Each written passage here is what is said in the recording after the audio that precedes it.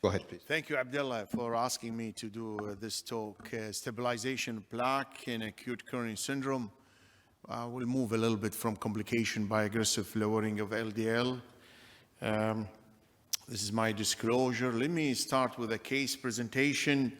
A 48-year-old gentleman, a smoker, with no history of diabetes or hypertension, admitted to local hospital on 14th of October with 2022 with recurrent chest pain diagnosed as a late presentation of anterior MI with elevated troponin. The LDL at the hospital is 3.6. An echocardiography showed ejection fraction 40% with regional wall motion abnormality. This is the ECG with late presentation of anterior wall MI, and this is the lab showing the elevated cholesterol. The patient was put on aspirin and ticagrelol, and as standard rule, we give always combination therapy of high dose of tolerated statin, 80 of atorvastatin, and ezetimibe of 10 milligram combination therapy as a default strategy for every patient with acute coronary syndrome. So the coronary angiography that I did has a tight lesion in LAD, and so this is a tight lesion in the LAD and early mid, and the RCA in the distal, there is about sub-significant lesions, about 60 to 70 at the distal, at the distal RCA. So wondering whether this is a significant lesion or not to stented beside the LAD. So I did RFR, which was not significant, 0.99, and did also FFR, 0.94 for the distal RCA. Then I image it. Not usually we do imaging, but this is just for purpose for presentation. So I did imaging showing a burden of the fibrous plaque with the cholesterol crystals and the burden of lipid deposition and the very thin fibrous cap indicating this is a vulnerable plaque. And then the LAD showed the plaque ruptures. So the LAD was stented with 3.5 stent, but and this is the LAD. But what we'll do with the distal RCA, where you have a non-physiological significance of the lesion, yet the imaging showing a vulnerable plaque. And this is the introduction of the topic. So how we deal with it, though we know that the vulnerable plaque will be really ruptured. So what we know about the aggressive approach in lowering LDL cholesterol in acute coronary syndrome, let me start by showing the Swedish heart study published in December 2020. And the Swedish heart taking about 40,600 patients with median follow-up of 3.7 years, and they give them a high tolerated statin 6 to 10 weeks after MI. If you can see and appreciate that the orange line is a minimum reduction of LDL is less than 0.36 millimole, while the purple line is the largest reduction tertile. So there are 4 tertiles. The purple one is the largest, 1.85 millimole per liter or more. Now compare the orange line with the purple, which is the largest reduction. It showed that compared with the minimum reduction, the largest reduction in LDL was associated with the lowest MACE, lowest all-causes mortality, and lowest myocardial infarction. Not only that, it's also showing the reduction of the ischemic stroke and coronary revascularization with the largest reduction in MI. So the conclusion from the Swedish heart, ladies and gentlemen, that the larger LDL, early LDL cholesterol reduction and more intensive statin therapy after MI were associated with the reduced hazard of all cardiovascular outcomes and all causes mortality. And this supports the clinical data suggest that the earlier lowering of LDL cholesterol after MI confers the greatest benefit. The only downside of the Swedish heart, they were using only statins. So if you use ezetimibe or PCSK9, you will anticipate more reduction, and therefore you anticipate more decrease in event reduction and coronary revascularization. How about the potential benefits of early PCSK9 inhibitors in acute coronary syndrome? We know now some of the recommendation and suggestion of the guidelines that recommend that in acute coronary syndrome, that you should, if the patient is not at the goal with high dose of statin and ezetimibe, PCSK9 inhibitor should be started earlier based on the imaging study of the Pacman and Higgins that I will present it later on. And the theory behind it, that in the face of acute coronary syndromes, elevated PCSK9 molecules may lead to diminished effect of LDL receptors as well as increased in the LDL cholesterol. Not only that, the PCSK molecule promoting inflammatory response and the plaque progression. And therefore, logically, if you use it, you will have reduction of LDL, increase in LDL receptors, and also works as anti-inflammatory and also works as a plaque regression. So there are 4 potential benefits of using PCSK9 in patients with acute coronary syndromes. And here are the benefits. The first benefit is lipid levels reduction. The second is potential inflammation inhibition and the plaque regression. And the last is events risk prevention. Not only that, this is a predefined analysis from the Odyssey published in JACC 2018 showing that if you use PCSK9 like alirocumab, reduced the most of the non-fatal cardiovascular subtypes. So you can see the MI is reduced compared to placebo, the stroke reduced, the unstable angina, as well as ischemic-driven coronary revascularization compared to the placebo. Not only that, even the total cardiovascular events being reduced compared to the placebo. And also we have learned that those with a higher level at the baseline, they derived the most benefit in terms of the death reduction as well as total non-cardiovascular event. So the higher the LDL, the more is the benefit from the treatment. And so the benefits has been established in response to the adverse, so the ratio is in favor of more benefit than the adverse events. And the guidelines in the acute coronary syndrome last year, 2023, highlighting in the uses of early use of PCSK and early index of hospitalization if the statin and ezetimibe are used and not reaching to the goal, so class 1 recommendation to use that.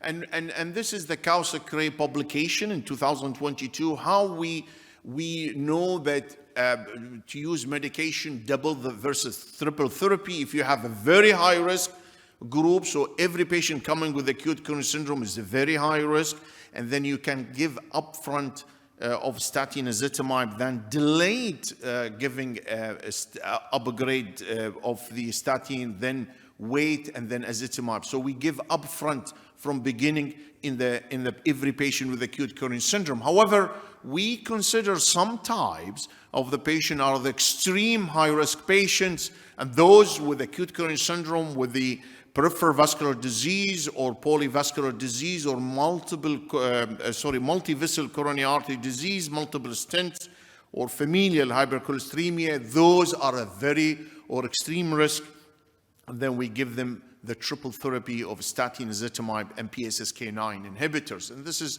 a table showing if you use a combination of PCSK9 with high-intensity statin, ezetimibe, it would approach more than 85% reduction in the LDL cholesterol. So how about the impact of intensive in the plaque stabilization? We know that patients with acute coronary syndrome are more vulnerable than stable patients for cardiovascular events, and these data taken from the imaging studies data. The frequency of lipid-rich plaques in non-infarct vessels with irregularity more than 50%, and patients with acute coronary syndrome, like our case, have more high-risk high-risk plaque in their non-infarct-related arteries with high plaque burden, thin fibrous cap, like what we have, and more lipid accumulation. And of course, in acute coronary syndrome, we have more inflammatory cell accumulations. And it seems to be that emphasis for airway plaque stabilization is important. And this is a cartoon demonstration of what we mean by vulnerable plaque. On the right side, when we have large lipid core, thin fibrous cap in the orange, more of inflammatory cells in terms of the macrophages. On the other hand, on the left, the stable plaque is you have a small lipid core, more smooth muscle cell, and the thick fibrous cap. And we know that in the OCT helped us a lot in identifying thin fibrous cap.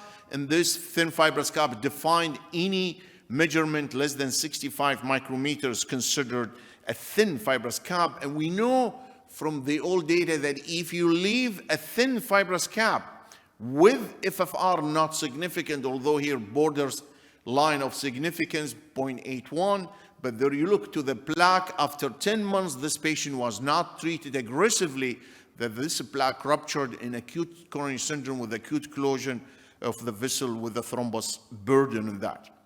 And therefore, statin is also important in the plaque stabilization. These are the mechanisms by thickened fibrous cap, regression of the plaque accumulation, and also the anti-inflammatory, or what is called the pleiotropic effect.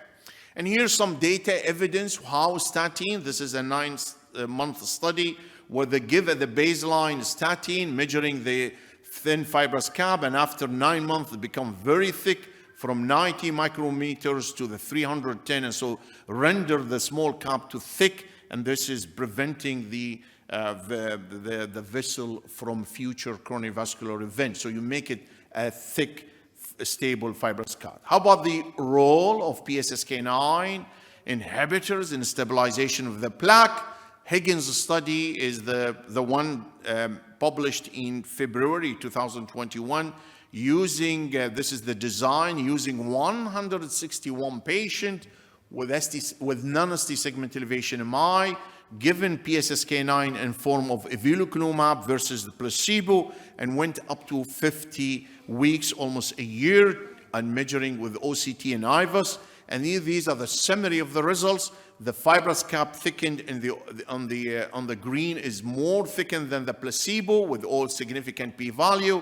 The maximum lipid arc reduction and the change in percent atheroma more in the evolocumab PCSK9 versus the placebo. And of course, in the exploratory endpoint analysis, also there is a change in macrophages index, much less, and this is a sign of acute inflammatory response. So the findings, ladies and gentlemen, from the Higgins, that these findings suggest that the vulnerable plaque can be stabilized after acute coronary syndrome, and the findings should further motivate the use of intensive lipid-lower regimen in patients following acute coronary syndrome.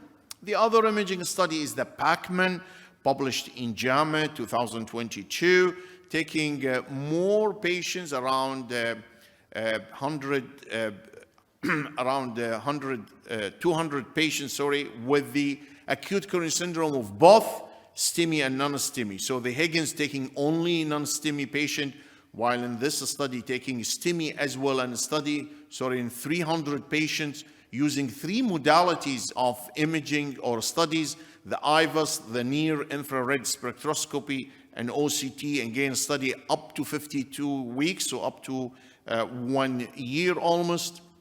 STEMI was 52% versus the non-STEMI 47%. And in the IVUS, change in percent atheroma volume reduced significantly with PCSK9.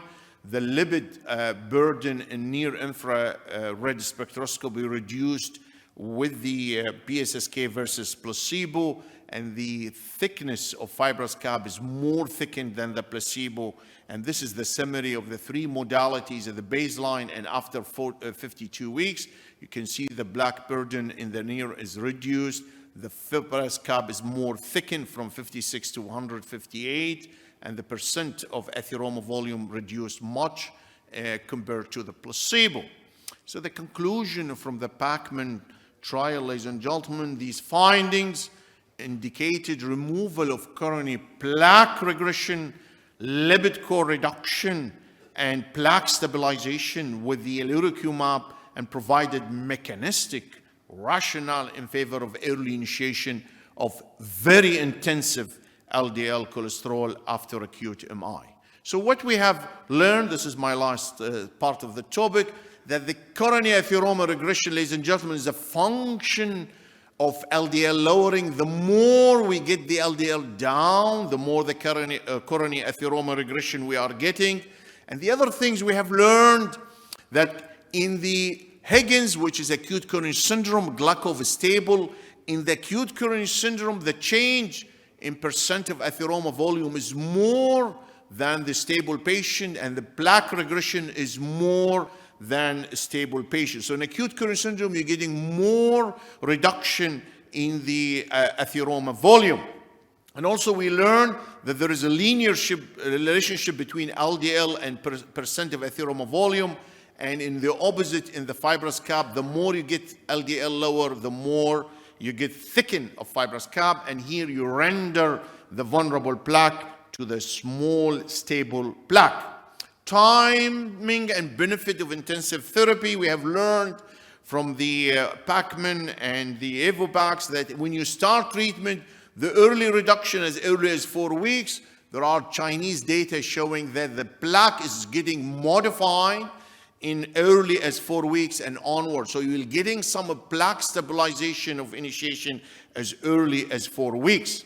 About the role of the PCSK9 inhibitors, we know this is the cartoon showing that the PCSK9 molecules play a major role in the plaque stability and vulnerability and stimulating of the inflammatory cells, as well as aggravate thrombosis and promote platelet activation and adhesion. And therefore, the PCSK9 inhibition plays at the cellular level, inhibiting as an anti-inflammatory cell improvement in endothelial function, at the vascular level, promoting vascular plaque regression and the plaque stabilization.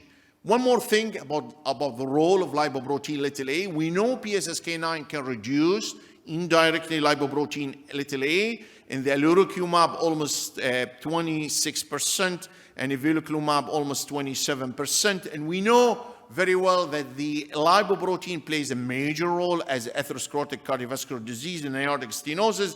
And in the atherosclerotic plaque, the lipoprotein little a play as a pro-inflammatory effects, pro-atherogenic effects, and pro-thrombotic effects. So not only reducing PCSK molecule, but also reducing, although not much, but at least to the extent that might improve in the plaque stabilization.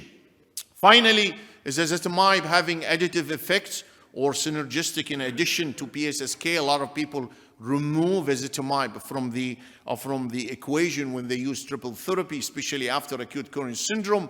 We know very well the data, and these are new data showing that the greater control of combination therapy over plaque formation, particularly the addition of ezetimibe and PCSK9 to statin therapy. And this is my last slide, showing the mechanism why you hit the plaque, make it more stable and regress of the plaque by 3 modalities of treatment that we have. Ezetimibe works in the plaque regression and stabilization, statin, as well as PCSK9 inhibitor, aiming into using it in our patients. So back to my patient, I use triple therapy, aiming into more stabilization, and since 2022 until now, the patient, we are following him, is stable without any coronary events. So by this, I end up my talk, Mr. Chairman, and thank you very much for your attention.